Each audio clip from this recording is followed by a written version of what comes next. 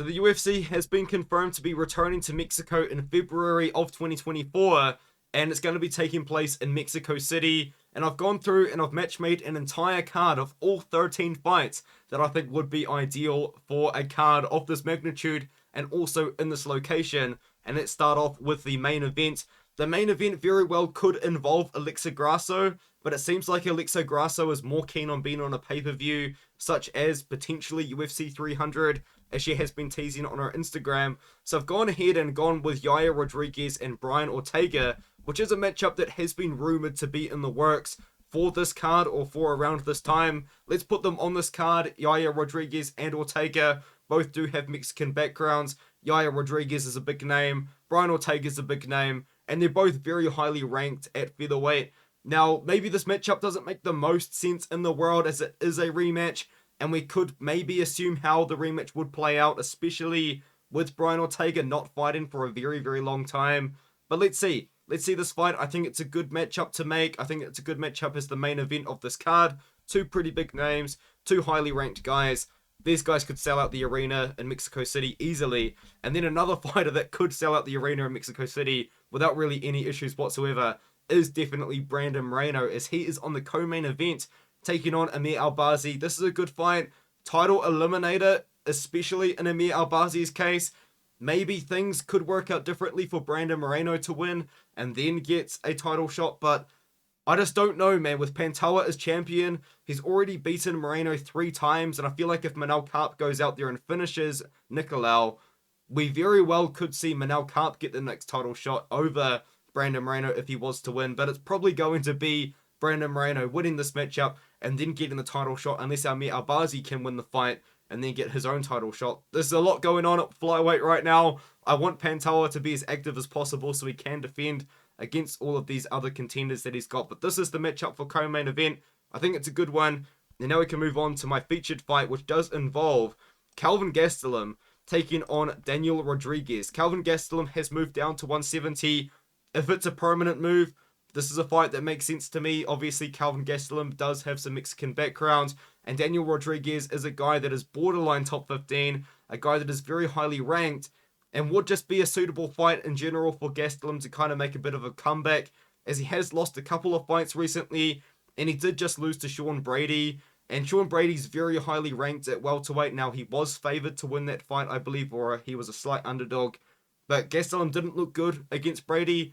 Let's give him a striker in Daniel Rodriguez, a guy that is borderline ranked. And yes, a lot of people might have questions about the USADA situation with Rodriguez, but he has been cleared of all wrongdoing. He sent what he was taking to USADA. They were tainted supplements, and he's been cleared. His name has been cleared completely, so he's allowed to return, and he probably wants to return as soon as possible, as he has had a little bit of time off. So let's do this matchup. D-Rod taking on Gastelum at 170, a fight that makes sense to me. The next one, I do have Irene Aldana on the card, but her opponent could be swapped out with kind of any ranked women's bantamweight. I have gone with Penny Kianzad. Now, this doesn't make the most sense, I do understand, but if you do look at the situation that we've got going on with women's bantamweight right now, so many fighters are booked at this weight class. I mean, you've got Juliana Pena sitting out at the moment. Maybe she's injured. Maybe she could fight Aldana. But then we also have the title fight going on with Pennington and Mayra Bueno Silva. Maybe Holly Holm. I don't know what Holly Holm's up to. I mean, you could have done that. But then you got Penny Kianzad here. Maybe Misha Tate. Yana Santos is booked with Macy Chiasson. Everyone's booked. Everyone's booked to fight. And I believe Aldana's already fought Macy Chiasson and Yana Santos. So this is what I've done. A fresh matchup. A matchup highly up in the rankings. I feel like Aldana probably would have to beat Kianzad and then somebody else to get a title shot. But I think this is a fight that makes sense. I mean, just any ranked bantamweight taking on Irene Aldana on this card, I think that's the matchup to do. And then for the next one, I do have Diego Lopez on the card, but I don't know which one of the two is Diego Lopez. That's him there. I'm giving him a ranked opponent. Let's not mess around with Lopez. He's relatively young. He's only 28 years old. He's Brazilian, but also Mexican. He trains in Mexico. He coaches in Mexico as well.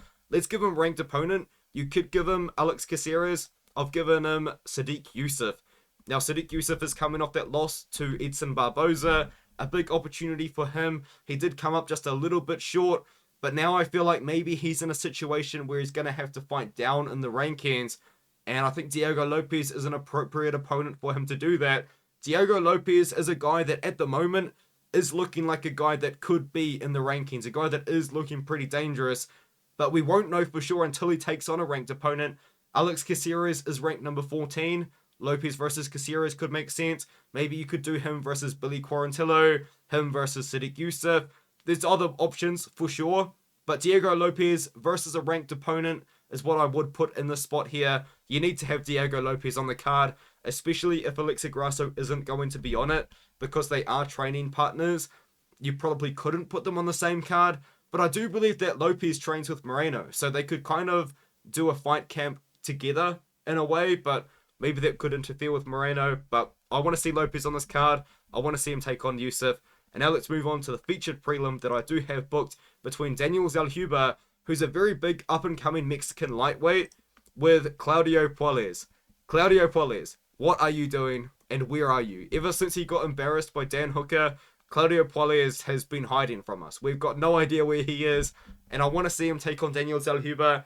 Zellhuber is a very young up-and-coming guy. I think he's only like 23, 24 years old. He's got a great record, 14-1. Got a few wins in the UFC himself. I believe he lost his debut against Trey Ogden, but he's bounced back since then. And we know how dangerous Puelles is. Puelles is a dangerous grappler. He looked a bit silly against Dan Hooker, and stylistically, this is a similar matchup.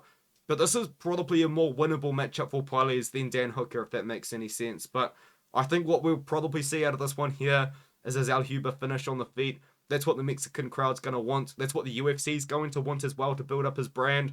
Let's do this matchup. We've got Zellhuber and Puelles in the featured prelim. Then I'll get through to the next one, which is Yasmin Yari getting a bit of a bounce back fight against Elisa Reed.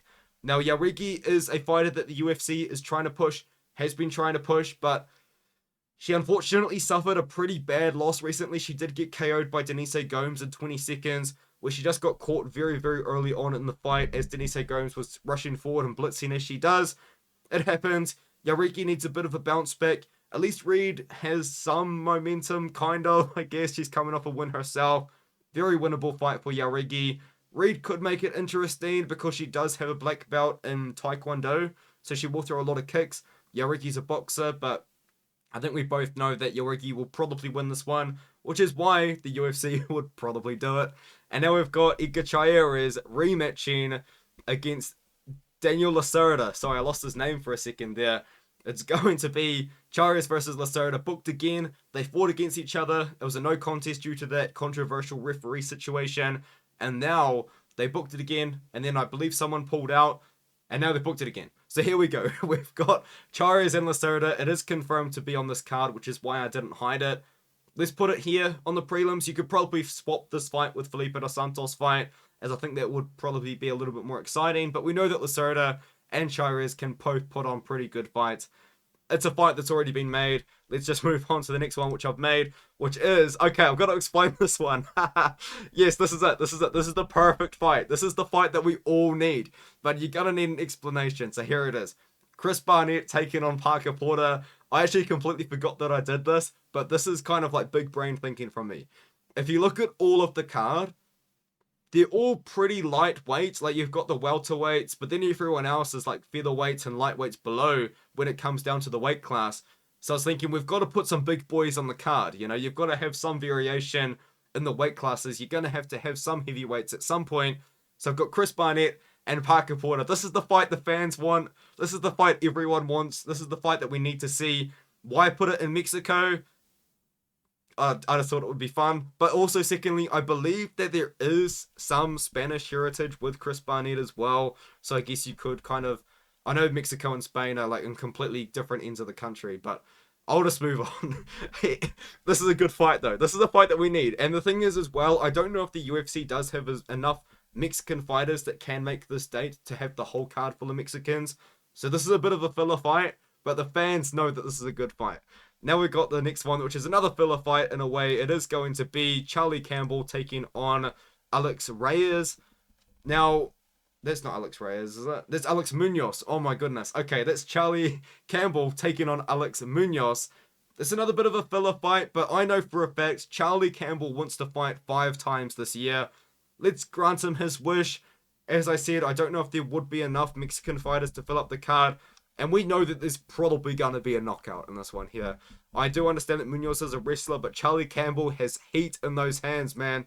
Coming off a massive KO over Alex Reyes, I believe was his last opponent. He wants to fight often. Let's grant him his wish. Let's do that. Let's do Campbell versus Munos. It just is a bit of a filler prelim. And before that, we've got the fight that I am personally really looking forward to. If it was up to me, I'd probably put Felipe dos Santos and Victor Altamirano up higher on the card. But I've put them here just because I think not many people do still know about these fighters.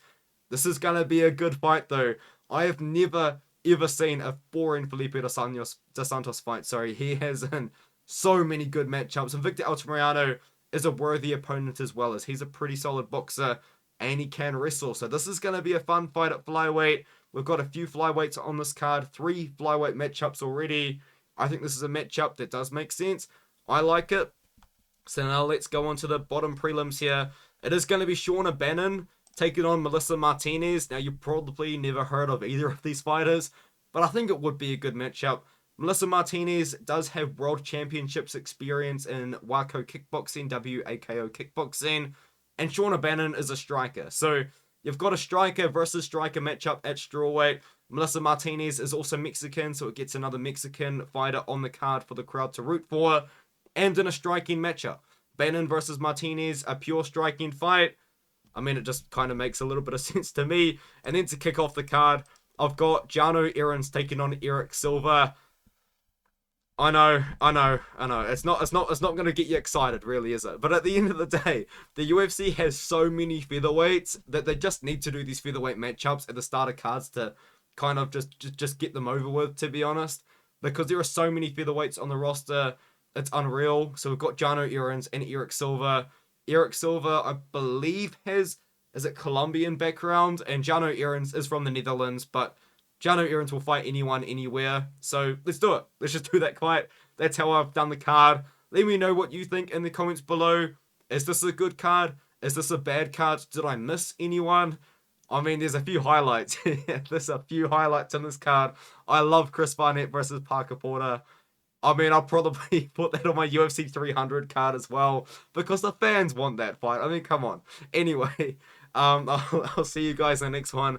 I will do more matchmaking videos. There's like 3 weeks without the UFC, so I've got to come up with content somehow.